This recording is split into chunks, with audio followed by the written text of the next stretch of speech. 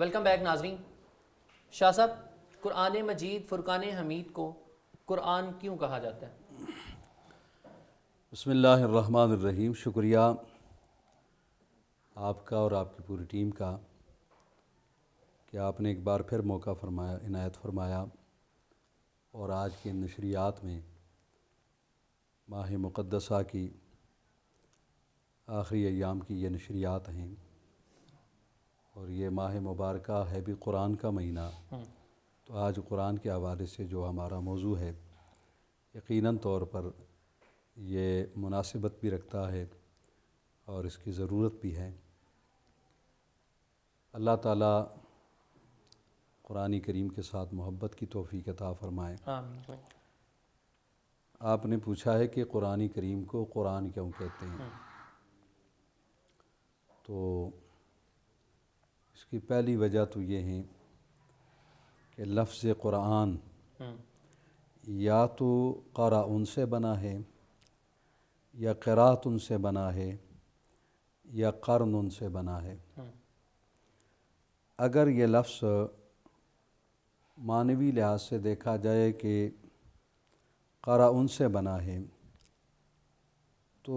قرأ کے معنی ہے جمع ہونے کے، چونکہ اس قرآن کریم فرقان حمید کے اندر دنیا اور آخرت کا، دین اور دنیا دونوں علوم جمع ہے۔ اس کا معنی یہ بنے گا کہ قرآن کو قرآن اس لیے کہتے ہیں کہ یہ قرأ سے بنا ہے، اور قرأ کا معنی ہے جمع، تو دنیا اور دین کے علوم کو جمع کرنے والی یہ کتاب ہے۔ اور اگر اسی معنی میں لیں تو اس کا ایک اور معنی بھی بنتا ہے کہ قرآن کو قرآن اس لیے کہتے ہیں کہ یہ سارے انسانوں کو جمع کرنے والی ہے، ملانے والی ہے۔ چونکہ قرآن کریم فرقان حمید کیسے ملانے والی ہے کہ دیکھیں، اندازہ لگائیں، رنگ، نسل، علاقہ جدا جدا، زبانیں جدا جدا، ثقافت جدا جدا، تہذیب جدا جدا، تمدن جدا جدا، ٹھیک، لیکن قرآن نے سب کو جمع کر دیا اور سب کو ایک ہی نام دے دیا، سماکم المسلمون، اور وہاں تمہارا نام مسلمان رکھ دیا ہے۔ تو اب یعنی قرآن نے سب کو جمع کر دیا، وہ سندھی ہے، وہ ہندی ہے، وہ بلوچی ہے، وہ پٹھان ہے، وہ عربی ہے، وہ عجمی ہے، وہ انگلش بولنے والا ہے، وہ کوئی بھی ہے، تو سب کو قرآن نے جمع کر کے ایک نام دے دیا کہ یہ مسلمان ہے۔ تو اس لیے قرآن کو قرآن کہتے ہیں۔ اور چونکہ بنیادی طور پر قرآن کریم کے اندر چونکہ احکامات بھی ہیں، اور قرآن کریم کے اندر قصص بھی ہیں، نصائح بھی ہیں، قرآن کریم کے اندر وعیدیں بھی ہیں، اور قرآن کریم کے اندر بشارتیں بھی ہیں، یہ ساری چونکہ جمع ہیں اس کے اندر، تو اس لیے اس کو قرآن کہتے ہیں اگر ہم جمع کے معنی میں لیں گے۔ اور دوسرا معنی اس کا بنتا ہے، اگر اس کو ہم اس کا چونکہ مادہ اگر ہم قرأتن سے لیں تو اس کا معنی ہے کہ پڑھی ہوئی کتاب۔ تو چونکہ قرآن کریم میں کا ایک اعجاز تو یہ ہے نا کہ اس سے سابقہ جتنی کتابیں ہیں وہ لکھی ہوئی آئی نبیوں کے پاس، موسیٰ علیہ السلام کے پاس بھی لکھی آئی، باقی انبیاء کرام کے پاس بھی لکھی آئی، لیکن قرآن کریم کو اللہ تبارک و تعالی جل مجدہ الکریم نے پیارے حبیب پاک علیہ الصلوۃ والسلام کے پاس لکھی ہوئی نہیں بھیجا، بلکہ جبریل لے کر آتے رہے اور پڑھ کر سناتے رہے۔ ایسا ہی۔ تو چونکہ شروع سے ہی یہ وہ کتاب ہیں کہ جو پڑھی گئی ہے، یعنی جبریل پڑھ کر سناتے گئے، ٹھیک، اور پھر اس کے علاوہ قرآن کریم چونکہ یہ وہ کتاب ہیں کہ یہ سب سے زیادہ دنیا میں اگر کوئی زیادہ کتاب پڑھی جانے والی ہے تو وہ قرآن کریم ہے، بے شک۔ اور اس کے پڑھنے کے اندر بڑی خوبصورت خاصیت یہ بھی ہیں، آپ کسی بھی دنیا کی کتاب کو لے لیں، ایک بار پڑھ لیں، دو بار پڑھ لیں، تین بار پڑھ لیں، اکتاہٹ آ جاتی ہے جی، طبیعت اور میلان اور رغبت جو ہیں وہ کم ہونی شروع ہو جاتی ہے۔ لیکن قرآن کریم وہ کتاب ہیں کہ صدیاں گزر گئی، زمانہ بیت گیا، لوگ پڑھتے ہیں اور پڑھتے ہی رہتے ہیں، بالکل ایسا، کبھی بھی اس کے پڑھنے میں کوئی یعنی چونکہ کمی واقع نہیں ہوئی ہے۔ تو لہٰذا قرآن کریم فرقان حمید یہ وہ کتاب ہیں کہ یہ سب سے زیادہ پڑھی جانے والی کتاب ہے۔ تو چونکہ قرآن کریم فرقان حمید، اور اس کا تیسرا جو مادہ ہے وہ قرن، اور اس کے معنی ہے ملانا، ساتھ کرنا، ساتھ رہنا۔ تو چونکہ قرآن کریم کی آیات ایک دوسرے کے ساتھ ملی ہوئی ہے، ایسا ہی ٹھیک ہے جی، قرآن کریم کی صورتیں ایک دوسرے کے ساتھ ملی ہوئی ہیں، اس کے احکامات ساتھ ساتھ ہیں، تو اس لیے اس کے، اور یہ چونکہ مسلمانوں کے بھی ساتھ ساتھ ہے، ایسا ہی ہے، بالکل اس لیے اس کو قرآن کہتے ہیں۔ اگر اس مادہ میں ہم اس کا معنی لیں گے کہ قرن، تو قرآن کریم دنیا میں بھی ساتھ ہیں، آخرت میں بھی ساتھ ہیں، قبر میں بھی ساتھ ہیں، حشر میں بھی ساتھ ہیں۔ اور یہ قرآن کریم فرقان حمید، چونکہ قرآن پاک یہ اللہ تبارک و تعالی جل مجدہ الکریم کی یہ وہ مقدس کتاب ہے۔ اور آخری بات جو میں عرض کرنے لگا ہوں وہ یہ ہے کہ قرآن کو قرآن اس لیے کہتے ہیں کہ بذات خود یہ قرآن کا لفظ بھی قرآن کریم کے اندر قرآن ہی کے لیے بولا گیا ہے، اور تقریباً یہ قرآن کریم کا جو لفظ ہے قرآن کریم کے اندر 70 مرتبہ آیا ہے، اور یہ قرآن ہی کے لیے آیا ہے، تو لہٰذا اس لیے اس کو قرآن کریم کہتے ہیں۔ جی ٹھیک ہے، آپ کی طرف آتا ہوں علامہ صاحب، قرآن مجید فرقان حمید کا نزول کب ہوا؟ سب سے پہلے تو میں آپ کا بارے دیگر مدعو کرنے پر ایک بہترین ٹاپک نزول قرآن پر مدعو کرنے پر اور آپ کا اور آپ کی پوری ٹیم کا شکریہ ادا کرتا ہوں، اور دعا کرتا ہوں اللہ تعالیٰ آپ کو دارین کی سعادتیں نصیب فرمائے۔ آمین۔ آپ نے سوال جو پوچھا کہ اس کا نزول کب ہوا، اس کے جو قرآن میں ملتے ہیں مشہور ترین قرآن مجید کے نزول کے، وہ 2 مراحل ہیں، جبکہ امام زرقانی رحمہ اللہ کے نزدیک اس کے جو نزول کے جو مراحل ہیں وہ 3 ہیں۔ تو یہ مختلف مراحل میں یہ نازل ہوا۔ ٹھیک، جو مشہور ترین جو نزول ہے وہ جو قرآن کا جو حضور نبی کریم صلی اللہ علیہ وآلہ وسلم کے قلب اطہر مبارک پر جو نازل ہوا، وہ 23 سال کے عرصہ میں نازل ہوا۔ اور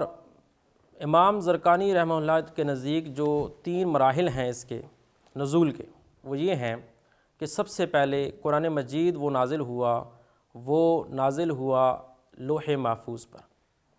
پھر دوسرا جو وہ یک بارگی نازل ہوا، ٹھیک، پھر اس کے بعد دوسرا جو مرحلہ ہے، وہ دوسرا جو مرحلہ آیا وہ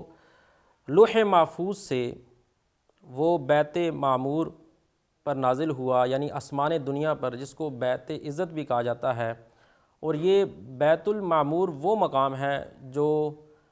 فرشتوں کی عبادت گاہ جس کو کہا جاتا ہے، وہاں پر یہ رمضان کے مہینے میں نازل ہوا، جس کا ذکر اللہ رب العزت نے اپنی لا ریب کتاب کے اندر یوں ارشاد فرمایا، بسم اللہ الرحمن الرحیم، شہر رمضان الذی انزل فیہ القرآن۔ رمضان وہ مہینہ ہے کہ جس میں قرآن مجید نازل ہوا۔ اب اس میں اللہ رب العزت یہ ارشاد فرما رہا ہے کہ قرآن مجید کو رمضان المبارک میں نازل کیا گیا، اور یہ یک بارگی نزول تھا، ٹھیک ہے، اور یہ نزول جو تھا یہ لوح محفوظ سے بیت معمور پر تھا۔ ٹھیک، اور اسی طرح سورۃ القدر میں جو ذکر ہے اس قرآن کے حوالے سے نزول کے، انا انزلناہ فی لیلۃ القدر، کہ بے شک ہم نے اس کو لیلۃ القدر میں نازل کیا۔ اب قرآن کا جو نزول ہے، اس بات سے علم ہوتا ہے کہ جو 3 مراحل ہیں،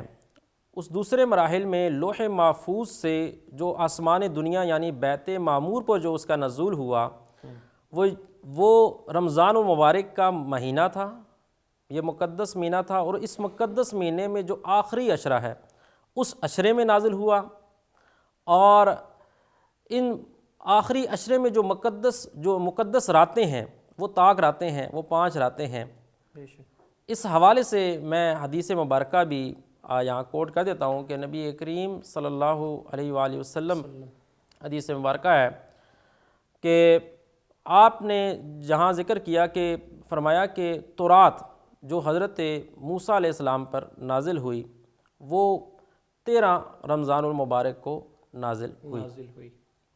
غالباً 6 رمضان مبارک کو اس کو نازل ہوئی۔ اور جو انجیل ہے جو حضرت عیسیٰ علیہ السلام پر نازل ہوئی یہ 13 رمضان مبارک کو نازل ہوئی۔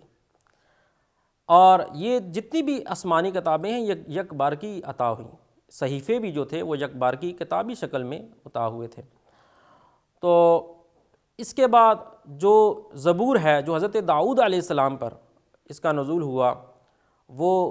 17 رمضان مبارک ہے، اور مجھ پر جو قرآن مجید جو نازل ہوا وہ رمضان مبارک کے آخری عشرے کی جو 6 مقدس راتیں ہیں ان میں سے کسی ایک میں نازل ہوا۔ یہ نزول قرآن کی یہ لوح محفوظ سے دوسرا جو نزول ہے بیت المعمور تک۔ پھر اس کے بعد قرآن مجید مختلف یعنی طرق سے مختلف یعنی صورتوں کی صورت میں، آیات کی صورت میں تھوڑا تھوڑا کر کے